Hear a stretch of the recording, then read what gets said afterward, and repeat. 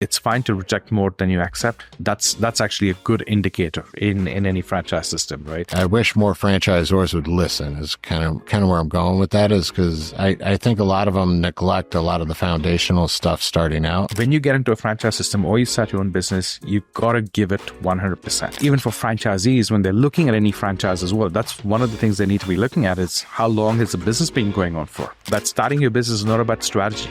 It's about actual execution. In the first 5 minutes, you decide whether you want to proceed with them or you don't.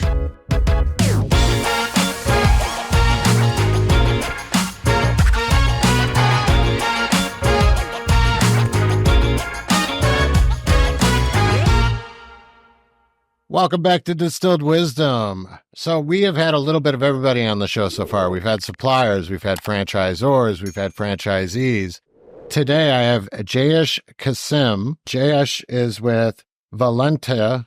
This is an interesting guest because he's kind of a cross in the franchise world. He's both a supplier and a franchisor. And he's the co-founder of Valenta. Welcome to the show, Jayesh. Hey, thanks, Adam. I appreciate it. Tell me a little bit about your company, because I've been online and I went through both your service website and your franchise website, and it seems like an interesting model to me.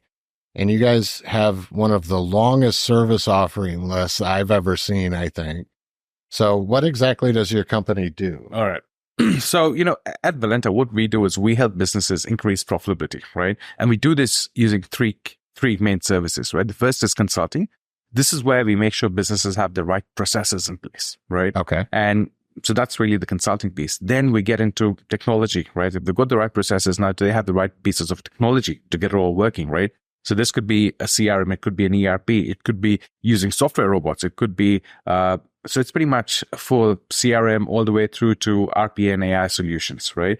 And finally, for things that cannot be automated, that's where we provide staffing, right? And these are onshore, nearshore, offshore, really depends on what the business needs. So with these three services, we really help businesses increase their efficiency, increase their profitability. Now, when you get onto a website, you got to see a whole range of services, right? And that's really because, in consulting, there is a lot of it, right? There's process consulting, there could be HR consulting, there could be cybersecurity consulting, and so on, right? And every business is going to need a range of these. So really, that's why. So you can fill all of those voids with your company. Correct. So what we do in our business is, as we identify a need in the market, if we don't have a service, we create the service. And that's really how Valenta has sort of, created its services portfolio. We started off 10 years ago, with the staffing business. We really were providing virtual staff to businesses in Australia, and that's how we started. Then we realized, for businesses to get the best out of staffing, they need to have the right processes, and there were gaps there. And that's when we started our consulting service. And when we got into consulting, when we were looking at, processes, we realized there were gaps in technology. And that got us into the digital transformation practice that we have today. And, so that's really how, we just keep staying ahead of the curve. That's kind of a wild journey, scaling into so many things over that time frame. Like, how long did it take you to add on those different branches? You started the company, it sounds like, with the general consulting, right? And then staffing and then consulting. It usually takes about 2 years. Every time we start up a new service, it's about 2 years before it gets to a good maturity level, before it can be scaled up. Okay. Right now we have our most recent one is a product. It's a sustainability product. And, that's been 2 years in development. And today, it's at a nice spot now for us to be able to take it to market and to scale it up, right? And now you're in, what was it? And correct me if I'm wrong, but it looked like 14 different countries. It keeps changing. So as of now, we're 18. So, we just started in Belgium last month. So 18 countries today. What's it like navigating the different legal structures in all these countries? Like, how do you handle a process like that, especially in such a short time frame? You said you're 10 years in, so Yep. The company's been around for 10 years. My company's 8 years old, right? And I'm just looking at crossing state lines, and you're crossing international borders. What's that look like when you go into a new country? What's like due diligence look like setting up there? I think you just need to have the right partner, right? You just make sure you've got the right legal firm, you've got the right accounting partner on the ground, and then it takes care of itself. And It's today, when we extend into a new market, it's for us, we've done it quite a few times. It's not that hard for us to do. You know what I mean? We just get the right partners. We know how we set up. So in every country we go in, we keep it quite simple in the sense that in every country we'll have one or two entities and a holding company, and that's it. You know what I mean? We do not have, complex structures, where one entity is holding another entity in a different country and so on as well. And that keeps it quite simple, right? And Europe, for example, while we started off in Belgium, our European company is, we're incorporated in Germany, and that looks after all of EU, right? So we don't have to worry about setting up a company in Germany or in Luxembourg or Netherlands and so on. It's just one German company, and that does it all. Okay. But, when you get into LATAM, for example, right? You can't, it doesn't work the same way, right? So we have a company in Colombia, we have one in Mexico, and, we just have to keep setting up these entities as we get into each of those markets. So do you have a parent company? It sounded like no. Do you have a parent company over this, or is this part of the franchise model? No, so we don't, right? In every jurisdiction, so in the US, we have two entities, right? But we have one that does our franchising side, we have one that does our services, and we have a holding company. That's it, right? Okay. So that's what we have in the US. It's exactly the same in the UK, right? We have two companies in the UK and a holding company that sits on top. We have the same structure in Australia, and that's it. We keep it nice and simple that way. What made you decide to franchise? So, actually, let's step back even further. What got you into the business? So you're one of the co-founders. What's your background prior to this, and what brought you into this space? Yeah. So prior to starting Valenta, I was a franchisee myself for another brand, right? So prior to that, so my background is engineering. I was working and so on, and I decided I wanted to do something by myself. So I purchased a franchise at that time, right? It was a financial services franchise. Think about it more as a bank branch, right? Mm-hmm. So we were offering mortgages, insurances, and so on. So I started with one location in 2010. Is this in Australia? Yeah. Okay. Yeah. And then over a period of 3 years, I opened 3, right? But when I opened the first one, I realized there was a lot of processing that needed to be done, right? There's processing of mortgage applications, insurance applications, and so on. And it didn't really make sense for us to have local staff doing that piece, right? The economics just wouldn't make it doesn't make commercial sense. So I set up a team out of India to help me do that, right? It started working really well. And what it let us do is it let us spend more on local area marketing, right? With that, we got more customers. And then what we did is we started hiring more people locally to do client-facing work, right? So it made complete sense, right?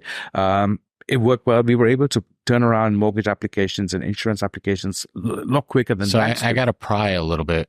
Did the franchisor that you were franchising with, when you're doing this, did they start to adopt these practices with you, or? Yeah. So what happened is others within the franchise were looking at us, right? The other franchisees, and they're like, hey, what are you guys doing? Like, how's it working? And we told them what we were doing, and they started using our services. And that's when we realized, well, it worked for us. It's working for others within the franchise network, which means, really it can be a model that we can scale up and we can take it globally, make it a global business. And that's when I decided to sell that franchise. So I sold the 3 units that I had, and set up Valenta as an entity to pretty much take services to market. So we had no intention of franchising at that point in time.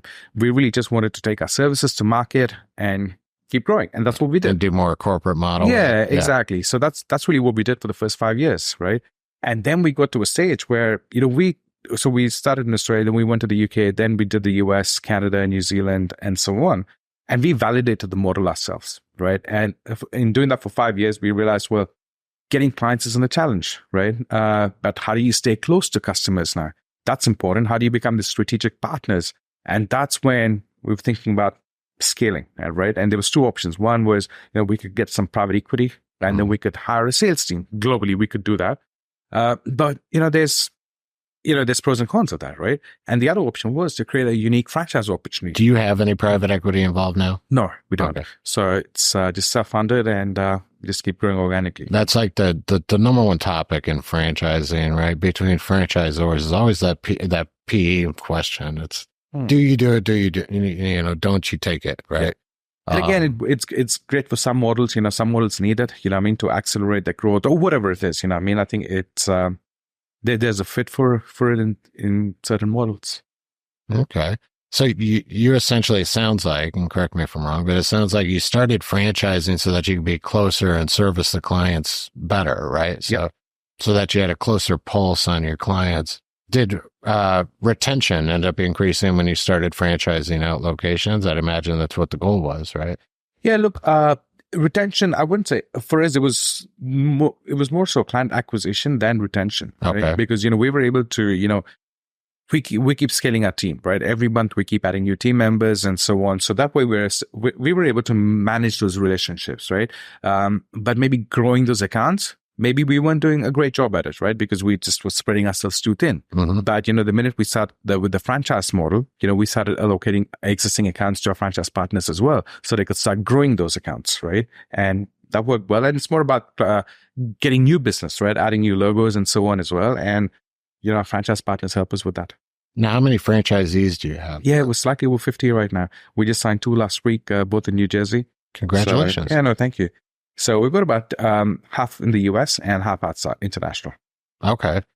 So you're really getting a lot in the US then, it sounds like. That's where the predominant growth is with the franchise side. Yeah. Look, our vision is to get to 500, right, globally. And we expect 250 in the US and 250 international. Awesome. Yeah. That's very cool.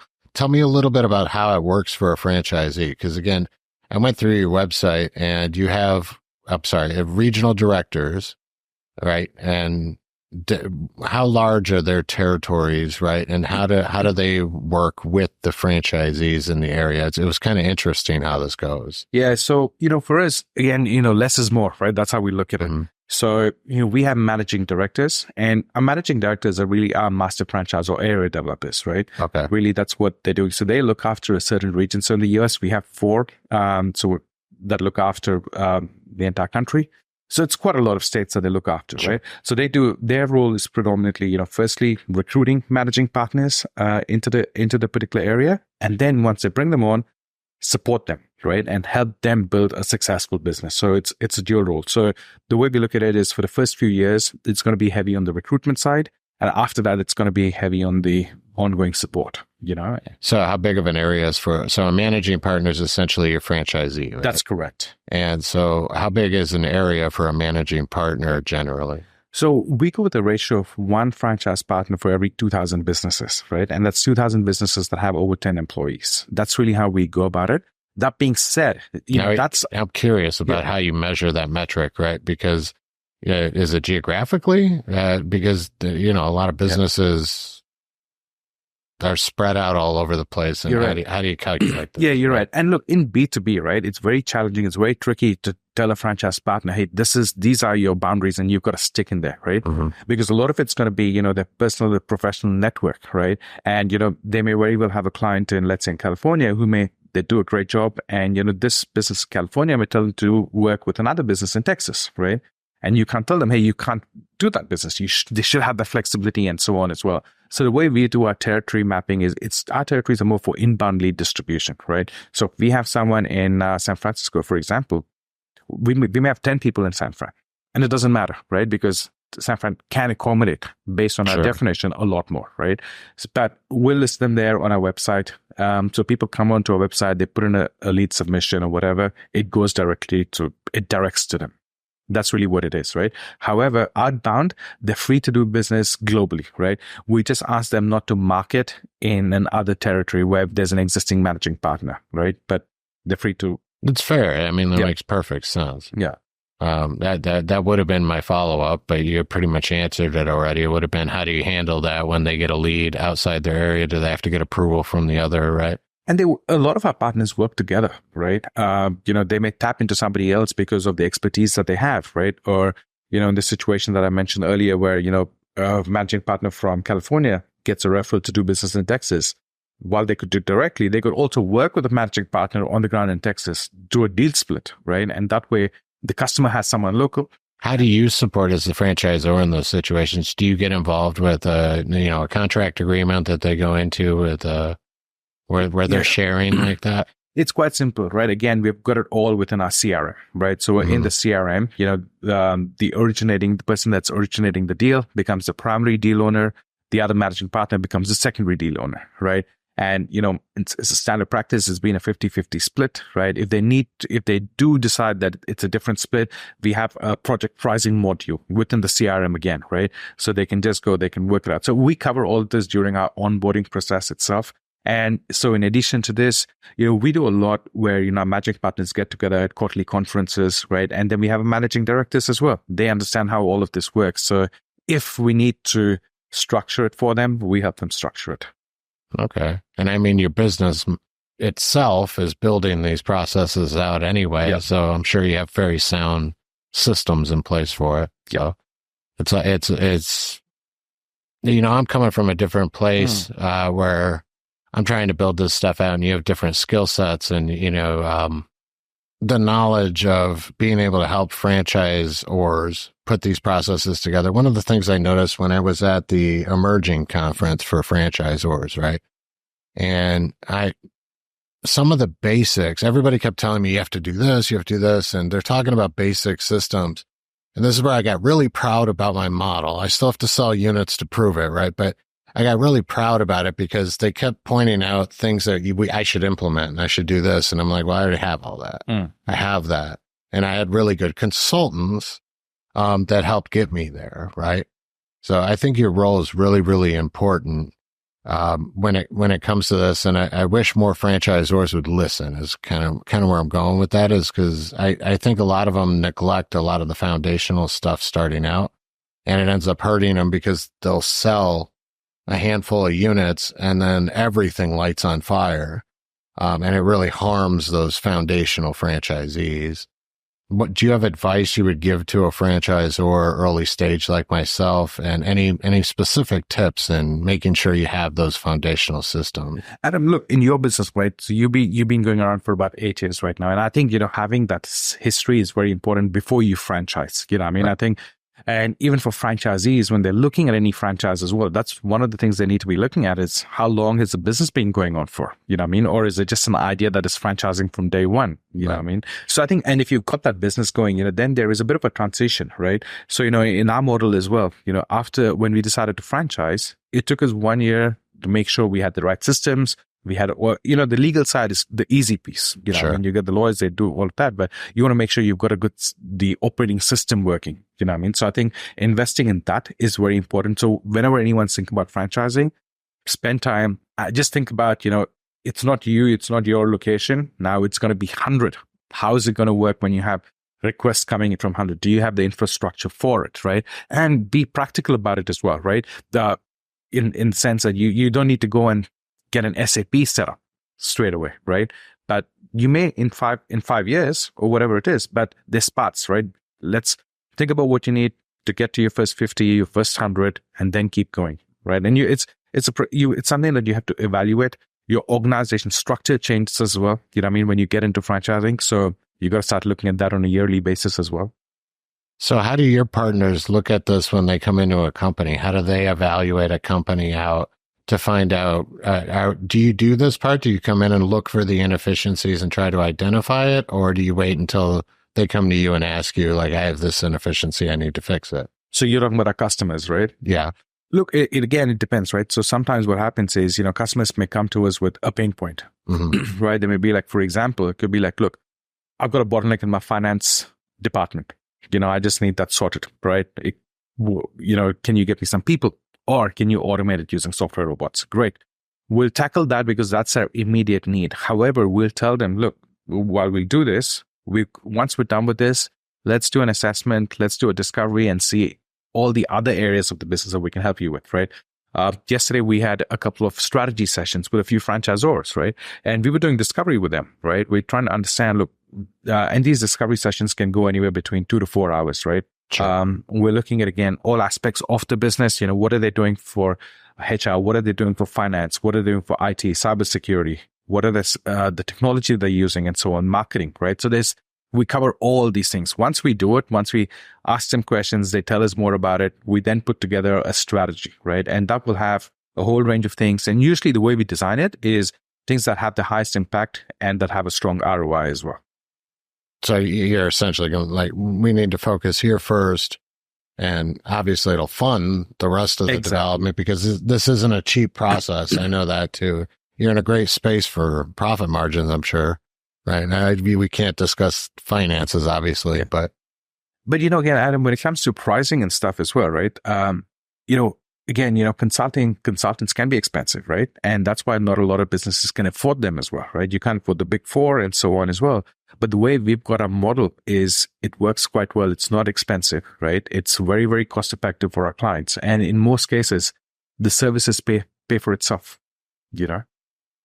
Yeah, I mean, I can see that to an extent. How do you make it more affordable? Is it just because of the ROI of finding the efficiencies? Is that what you mean by that? That's one, but also because of our model, the onshore, offshore, nearshoring model. You know what I mean? With a combination, it can become quite cost effective. Okay. So back to like using in your early example of, when you started doing the call center out of India, that's bringing down the cost, obviously, because yeah. And today it's a hybrid, right? There's certain things that need to be done on the ground, and you keep it on the ground, you do it. There's certain things that don't need to be, right? So when you start doing, when you get that hybrid, the blended approach, you get your costs down. And also, our clients, they benefit a lot from having our managing partners, right? Because our managing partners are on the ground. They have consultative sales experience, right? Mm-hmm. So they understand business problems. They understand business challenges. So in a way, our clients are getting a consultant at no cost, because our managing partners are there. They're becoming strategic partner, helping them and navigating them through the challenges and the journey that our clients have. Can I ask you a selfish question for myself? So I have to build out a call center, right? I'm going to be very support heavy in my model, and I'm doing that stateside, and I'm going to be operating that myself currently. Does that make sense, or is that kind of a stupid move when it comes cost wise? My thought process behind it is to have Native American speaking, English speaking customer service and have closer control over it. Relationships are really important in my model. We work B2B also, right? So in that sense, we have a similarity there where it's maintaining the relationships at the unit level. And so I really want to control my call center to where as we scale and we have different regions of the country, they're essentially chopped into departments by like state or region. Or, can you do that remotely? Does that make sense to do something like that? Or would that sacrifice on the quality of the service center? Yeah. So Adam, I think the question to ask also is, what do your clients want? You may think it's having it on the ground. You may think that they want it's the human to human support, but what if your customers don't want that? What if they want a mobile app instead? What if they want to call and they just want to press a few buttons, right? So I think what's important. Well, they certainly, some do want that. So I have a mix. Yeah. I'll actually answer your question for you. It's a mix, and I have one extreme to the other. Yep. I have some that definitely just want the app and they want to order like they would a pizza on Uber Eats or something, right? And then I have the other side of the spectrum, which is old school maintenance guys that some of which just got cell phones, they still wanted pagers. So I have a combination of both, right? So it's a hybrid, right? So in that situation, what I would say is straight away, you don't want to set up a traditional call center, right? What you want is you want to have a hybrid approach, right? So I would use technology using conversational AI technology and a contact center together, right? I think that's important, right? So the conversational AI technology can take care of those that don't want that human interaction, right? But they get a 24/7 support, right? Whether it is text message, chat, email, and so on. Let the conversational AI piece take care of that for you, and then 100% have a local team that is there, that is providing that one-on-one human, and keep it in-house. So I'm curious about the conversational AI. I've seen a little bit of it with like the demos of it doing sales calls and stuff. How effective is it going? Because again, this is new technology. It is new technology, and it's getting better, right? Every day, right? So again, it's going to do what you're going to program it to do, right? You don't want to leave it out there to make its own decisions. I think that's the risk, right? And that's where the experiences can go wrong. But program it well. So think about the customer journey. I think that's very important when you're building out a contact center or a conversation AI solution. You need to think about that customer experience or the customer journey from the time they're interacting with your business, right? Building one of those out, what's the time frame look like for something like that? Because I've built my own chatbots before, which was very tedious. But I'd imagine it's similar. Yeah, look, see, I built our own chatbot as well, right? When we did this, I don't know how many years ago it was, maybe 6-7 years ago, right? And I updated maybe 2 years ago, right? But it took me one full day to get it done, right? But again, that was an easy piece, right? But when you think about like a conversational AI kind of a solution, you want to get the right people in. You don't want to just do it by yourself. Get in 2 or 3 other individuals who can help you think from the customer's point of view and think of operational aspects and so on, right? So it could be your core team, or you get an external team of consultants to help you with it, or the technology vendor itself, whoever you're partnering with, right? That process. How do they train it? Like, how do they actually train it? I'm just curious again, because I haven't played with it. Yeah. No, look, it's all done on the technology platform. But what's more important is first you got to map out the journey, right? What happens in this situation, this scenario, and blah, blah, blah. You got to think about that. The if then.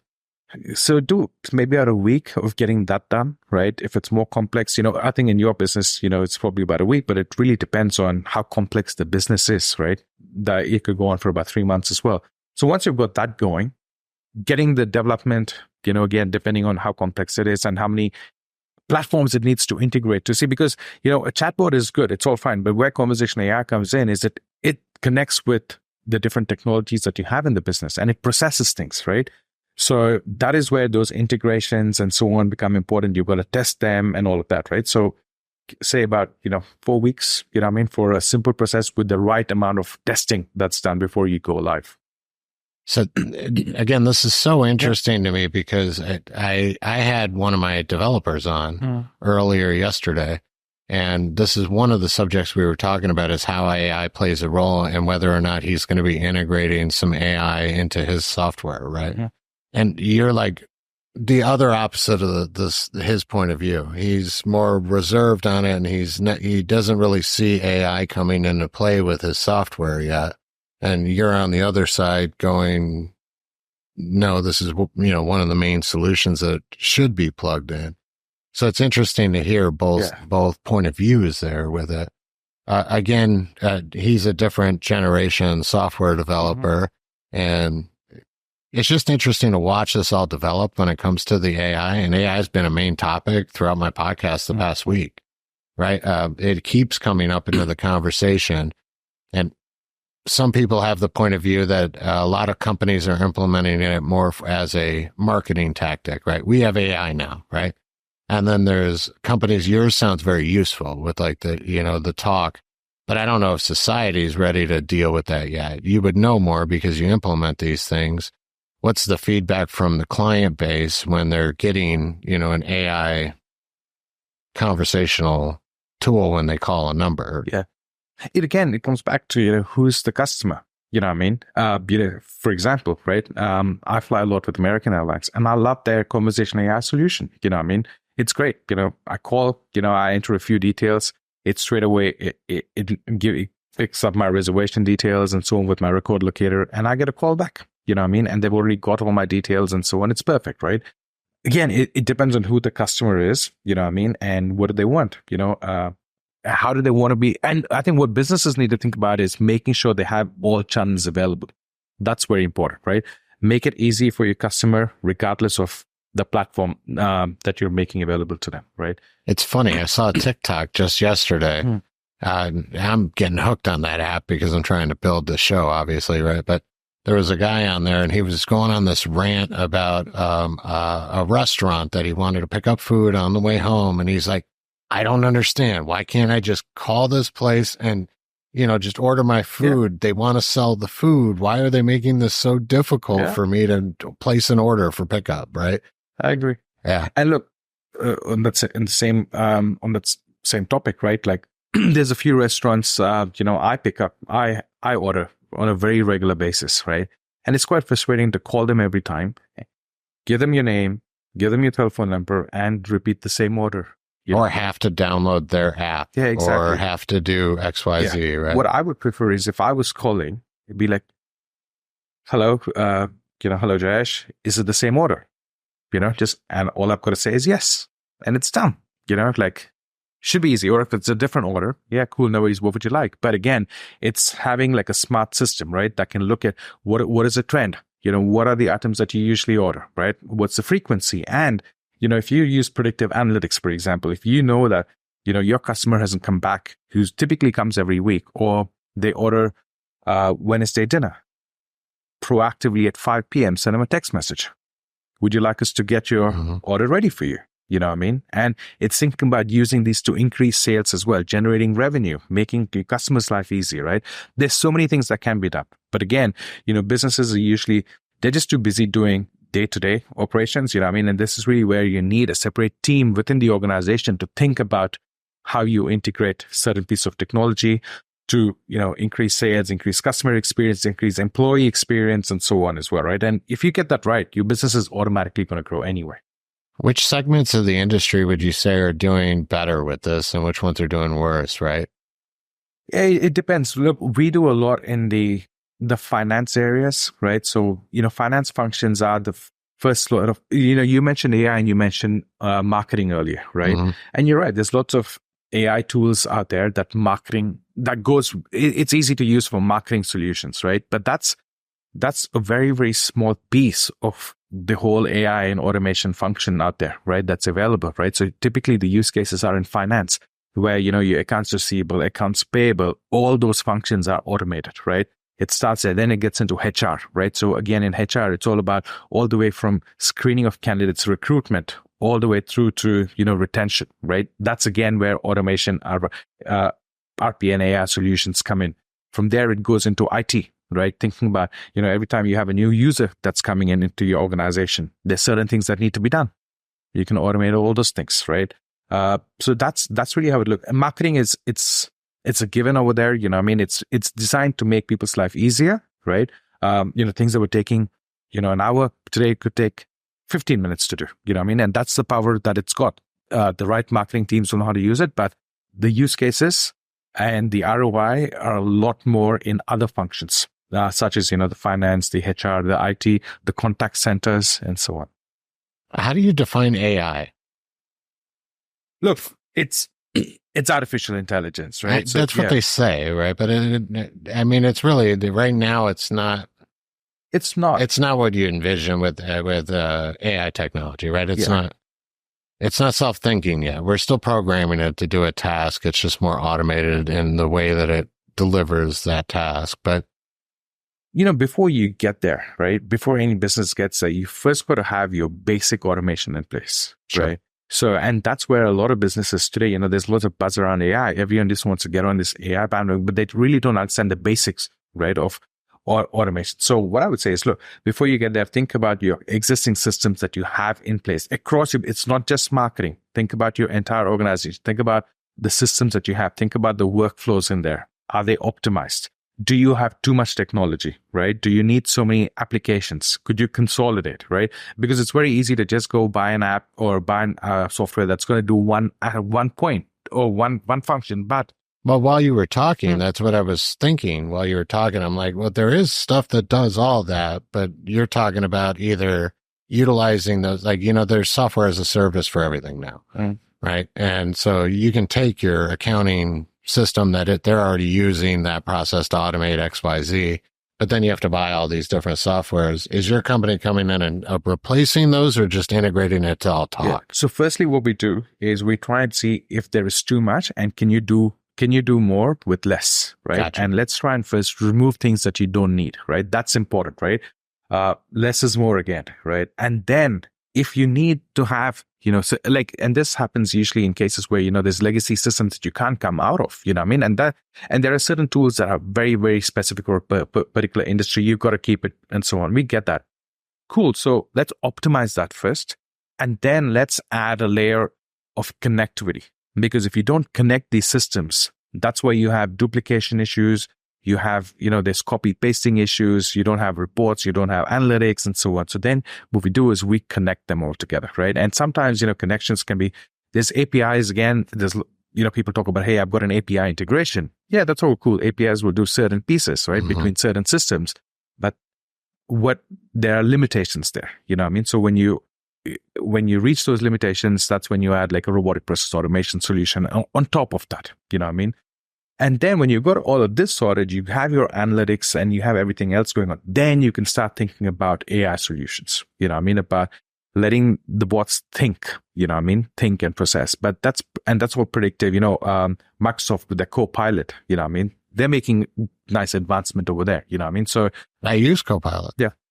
There you go again. But with Copilot, it's, it could be garbage in, garbage out. You know what I mean? So it comes back to if you give it the right structures to start with. Oh yeah, we had nothing with it originally, right? And then we had to perfect the inputs. Exactly.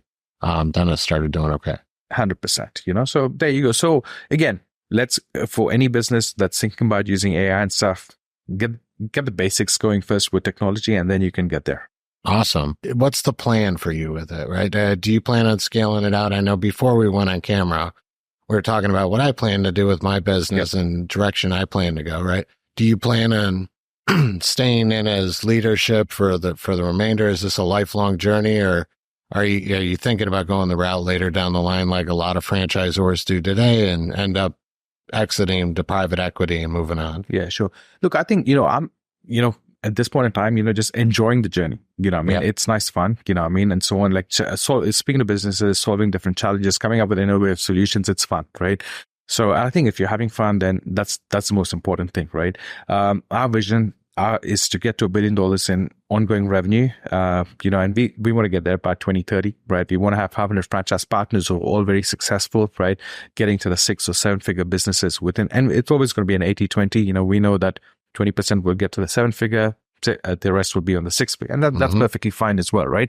But, I think we want to get to that $1 billion first, and the franchising and continuing the client acquisition will be one part of it. There could be some investments that we make along the way, some acquisitions that we make, right? And, from there, once we get to $1 billion, maybe we'll up it to make it the next target be $5 billion, whatever it is, right? And we'll keep going. I love it. Yeah. Cause the money is just a metric to measure your progress. Right? Exactly. It's a trend with absolutely every single founder that I've spoken with. It's all the same. It's the money is not the journey, right? People are looking on the outside when they look at a business owner or a founder or somebody that started something. They see it as, oh, well, they're rich. Why would they continue doing this? It's like the only reason they got there is because it wasn't for the money.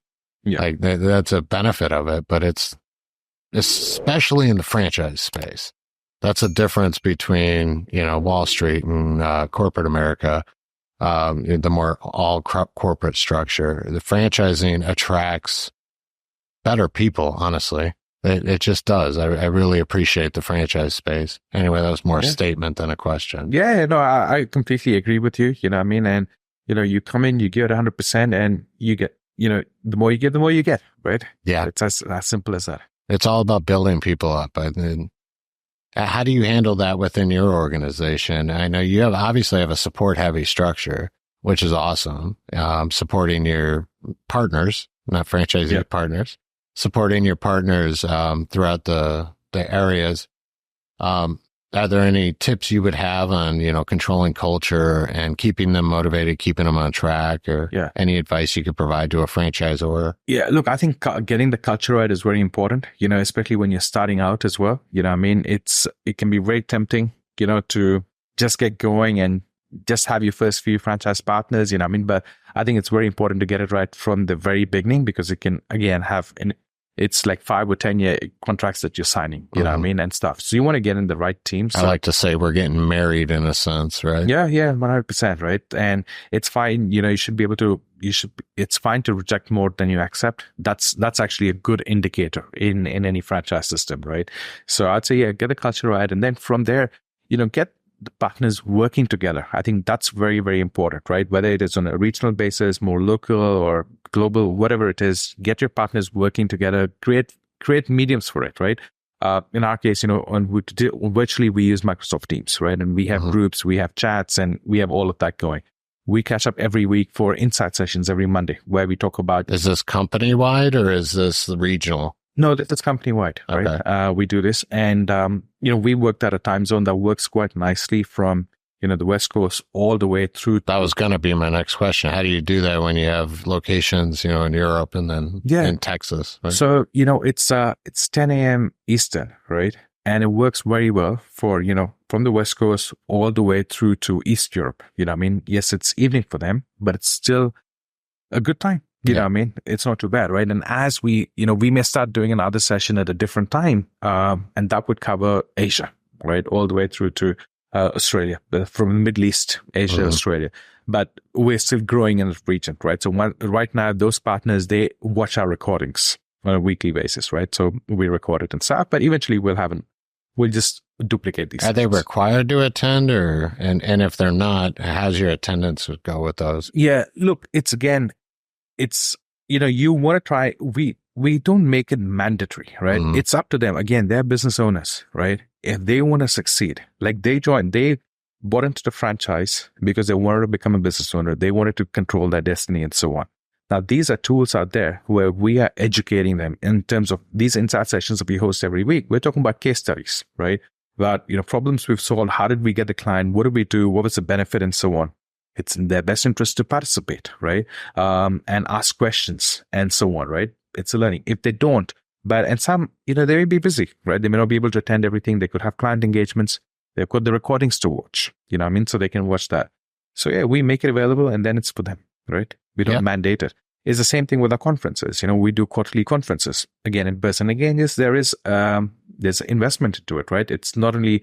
now, are these in person? These are in person, right? But there is time investment into this. There's travel and there's things. But again, we make it available. Now, is this global too? Your quarterly conferences, or are those also...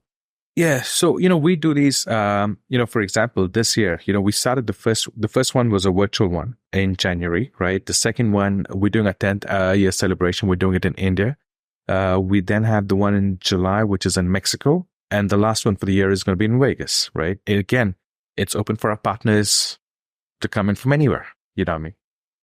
I love it. How many do come from, overseas? Yeah. So overseas, they usually will try and do one a year. That's, it works. It's a long flight. I mean, if you're talking Europe or... Yeah, 100%, right? But again, if they do, we don't expect them to be at all. It's not practical, right? Yeah. We're doing 4, so, they're able to attend 1 or 2 in person, right? Again, the more they do, the more they network, the better it is. 2, I think, would be the optimal number. What about screening? Do you have tips for franchisors on screening for the franchisees? Yeah. Do you guys, for example, this is some do it, some don't, personality assessments and things like that. Do you have any best practices that you found really help? Yeah. So, in those personality assessments, they help, absolutely. It's a filtering tool, it's a screening tool and so on as well. However, I think what's important, the way we would like to look at it is we give them all the information they need, right? And what we then like to see is them putting up a business plan and presenting it to us, right? That's when we understand if they have understood the model. Do you give them a template, or do you just ask them to put it together? Because that's 2 different things, right? Yes. If you give them the whole template, you're getting 2 different results, right? To measure their character. But look, we give them a business model canvas, right? And again, when we give this to them, those that have used business model canvases will get it straight away. Those that are looking at it for the first time, it's again an easy model. Again, we don't need 10, 20-page business plans, right? We just need something that is short, straight to the point. And these are things where we can evaluate the person as well. We can see, look, are they very detail oriented, or are they just going to get straight to business and action a few things, whatever it is, that when them presenting the business plan, if they were to join us, how they would execute is an important part in our process, right? And, when they come to that meeting, if they aren't well prepared, and so on, if they come to that meeting and they still have questions, then, that's a point in time where we need to decide if we want to proceed. But I think, in our case as well, that initial call that we have with candidates, in the first 5 minutes, you decide whether you want to proceed with them or you don't, right? And if it's not the right fit, it's best to tell them at that point in time, look, there's plenty of more options out there. Ours is not going to be a good fit, but there are other options to look at.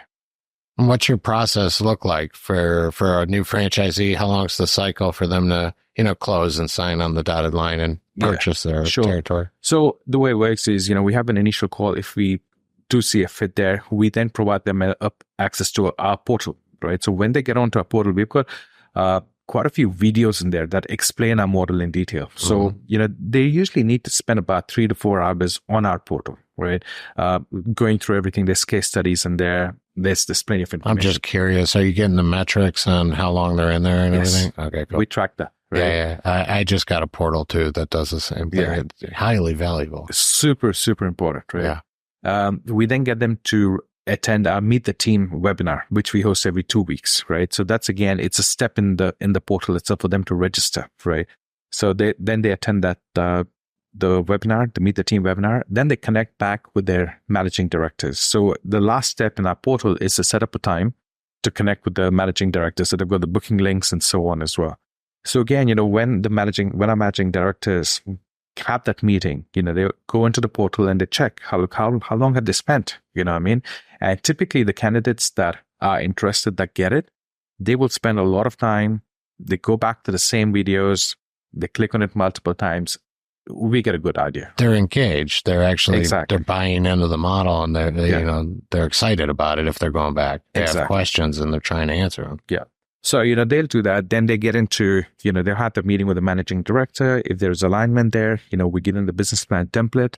That's when they put that together. And then there's a meeting that's arranged with myself where they're presenting the business plan, right? And then, from there, again, if there's alignment, we'll get into all the paperwork and so on, which again, will take about 2-3 weeks. The FDDs are disclosed to them. We don't need to disclose FDDs upfront.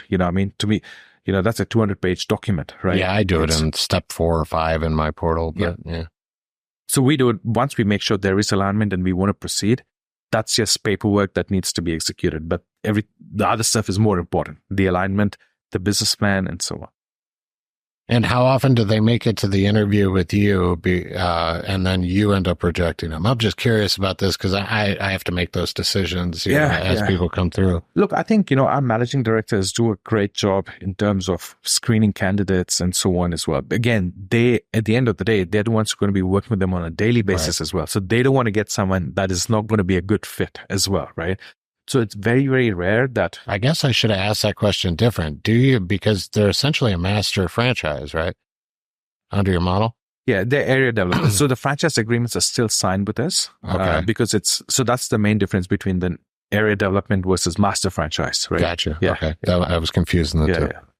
Yeah. But in a sense, legally, yes, we signed the agreement, but on a practical day-to-day basis, they're working with our managing directors, working with the managing partners, right? Okay. Yeah. So look, it's very rare. It's maybe like 1 in 20 that, I have a conversation and don't have a good feeling about it. Well, that's good.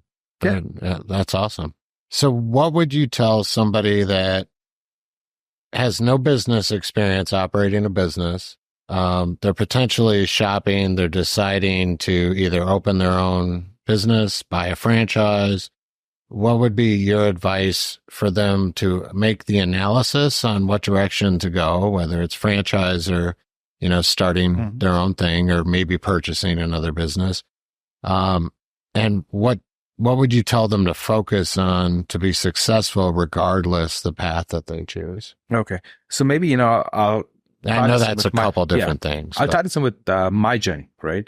So when I wanted to start, a business, I didn't have a concept, right? And so for me, purchasing a franchise was a no-brainer. I knew with a franchise, they had a system, they had a proven service, everything was there, product, everything was there. All I had to do was I had to execute it, right? And I was confident in that, in execution. So that wasn't so I think what an individual needs to ask is, look, if you have a concept, you got to validate it, right? Make sure you're speaking to the right people that have success. Like a lot of people say, that I've spoken to in the past would be like, I want to run this past my accountant. Well, is your accountant a business owner?